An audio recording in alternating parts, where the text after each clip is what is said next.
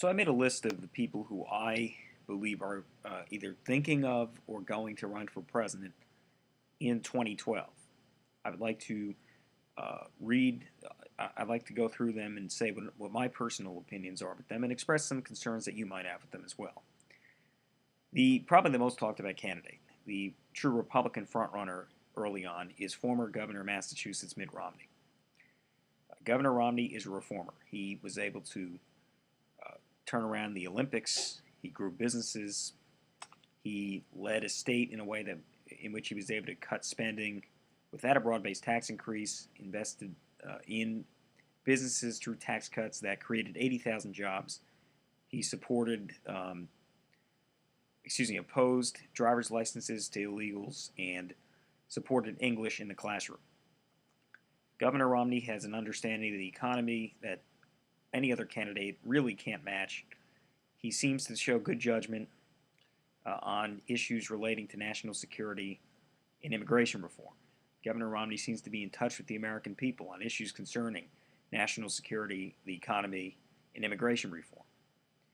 He is an extremely intelligent person. He's articulate, and I think he's electable. And he's a leader who could lead in crisis. Tim Pawlenty, the outgoing governor of Minnesota. He has a Midwestern tone that is very appealing to many voters. Truly social conservatives can line up behind him. He has strongly advocated for traditional marriage and the right to life, and I appreciate his efforts on spending as well, where he is, like Governor Romney, fought to cut spending without a massive tax increase. I do question, though, that Governor Pawlenty, and this is a problem that I have with him, is that in his state he did promote ethanol, which I oppose. He also tried to implement for his region of the country, the Midwest, a regional cap and trade program, though he's changed his position on that. He did fight for that earlier on. Then again, I do appreciate his efforts on energy in the state of Minnesota. I think that he has been good for Minnesota. He's been a net positive. I think that he has potential as a candidate. He seems to be able to articulate what he wants to get across, and he seems to be able to communicate well with voters. John Thune, the senator from South Dakota. First compliment is he beat Tom Daschle. John Thune, I think, is authentic. I think he is honest with people on what he believes. That being said, I think that his liability is that he has the title senator before his name in a time when Americans are very dissatisfied with Washington insiders. Newt Gingrich, former Speaker of the House. Newt Gingrich's speakership was very controversial, yet very positive. Working on a bipartisan basis, he was able to help balance the budget, reduce middle-class taxes, and reform welfare. I think that his personal life will play as negative for him.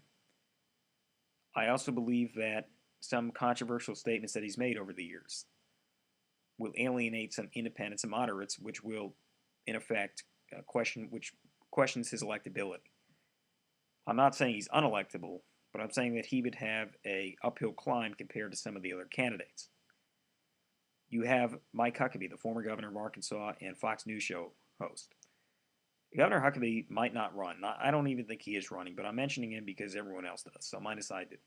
Very articulate, was a great governor of Arkansas where he added jobs and cut spending. He's a supporter of the fair tax, border security, firmly pro-life. He is honest, articulate, and a genuinely good human being. He's just a nice guy, and I think he's the type of, I think he'd make a great president. Rick Santorum, the former senator from Pennsylvania. Santorum, I honestly, I'm sure there's something positive about Santorum. I know his position on illegal immigration is positive, but the problem I have with Santorum is that he basically defended the Rumsfeld strategy in Iraq, even as we clearly needed more troops, and Santorum stood behind Rumsfeld.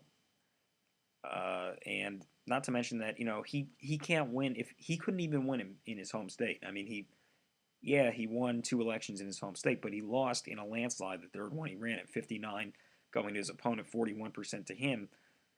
I think that he kind of possesses a kind of stubbornness that really isn't very presidential. Sarah Palin. There is virtually nothing about her that is presidential. She's not qualified, not because of any lack of, it's more than just lack of experience. It's her record. She increased spending in a conservative state by 30%.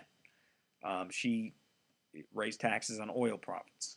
I know all about the contract in Alaska with oil companies and the citizens. I don't agree with it. She embraced it.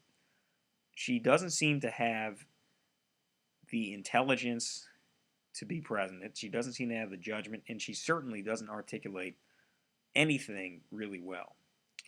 Ron Paul, congressman from Texas. Give him credit because he seems to be, at least he's genuine, but that's about all I could say about him. He's weak on national security, and he claims to believe in the Constitution when really he takes it out of context and changes it around. He's really a libertarian or liberal in Republican or conservative clothing. He was the laughingstock of his party during the 2008 primary, a punching bag for virtually all the candidates. Now he's slightly more in style, but still not enough to be able to gain, to really run a credible campaign. Mitch Daniels, the governor of Indiana and former director of the Office of Budget and Management under President George W. Bush. Solid fiscal conservative as governor of Indiana. Obviously, my next step is to say, well, he was part of the Bush administration, which, though I credit with defending this country, I don't credit with getting spending under control. Daniels seems to be well-spoken, though not charismatic. He seems to be able to connect to people, though maybe he's not the best person to go to a huge rally. He'd make a good candidate. I think he'd make a good president. I think he cares about the country. George Pataki, the former governor of New York. He's probably thinking about it. Obviously, he's going to have problems with conservatives because he used to be pro-life and then changed to pro-choice. But on the budget, he cut spending and reduced taxes in New York. And I think that to do that in the climate that he dealt with was a tremendous accomplishment. Congressman Mike Pence. Again, I don't think that Americans really want a Washington insider in the White House unless they really have something going for them. And I don't see where Mike Pence is. I don't think he's a bad politician or a bad leader, but I don't think he really has anything special about him either. Besides that, I really don't know who else is thinking of running. From my perspective, obviously Bobby Jindal, Chris Christie, and Jeb Bush are wanted by some elements of the Republican Party. They're not running.